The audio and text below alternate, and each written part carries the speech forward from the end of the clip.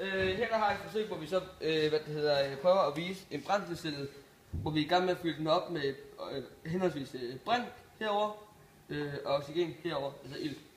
Det vil jeg gøre, at der er destilleret vand, som vi kan se her. Så har vi fyldt det i bunden af de to kar i den her brændselscelle. Når det er i bunden af de her to kar, så har vi en solcelle herover, som får strøm af den her malerlampe. I kommer til at se Mathias' forsøg, hvor den er nøjagtigt som der sker her, hvor vi spalter vandet fra oxygen til hydrogen. Og det gør vi simpelthen ved, at når vi laver strøm her, så vil strømmen løbe fra det ene vandkart over til det andet. Og når elektruderne løber igennem vandet, så splitter det simpelthen vandet i to dele. Og som vi kan se herover, hvor der står her, der står der oxygen. Og der er cirka 4 ml luft inde i oxygenen. Vi kigger herover på oxygenen, så der er kun cirka 2.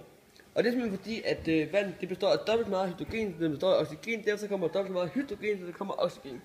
Og det er også derfor, at oxygen går dobbelt så hurtigt.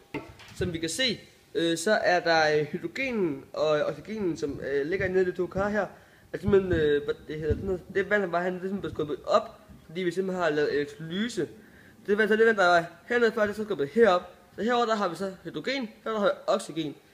Nu vil jeg så sætte ned den her bil her, som så kan køre på brint og oxygen. Så nu der vil vi se, når jeg sætter minus, det som er den sorte, og så der er brint herovre, eller brint herovre, og så oxygen herovre, og så når vi sætter den røde til. Er I klar?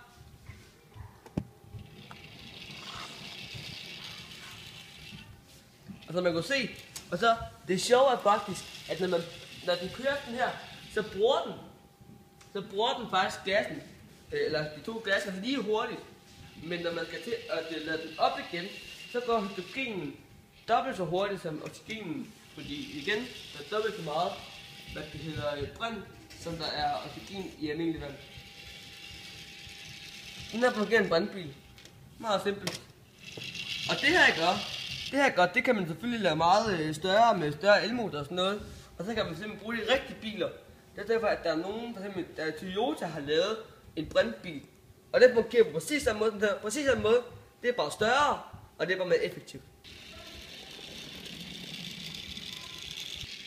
Tak for godt, der.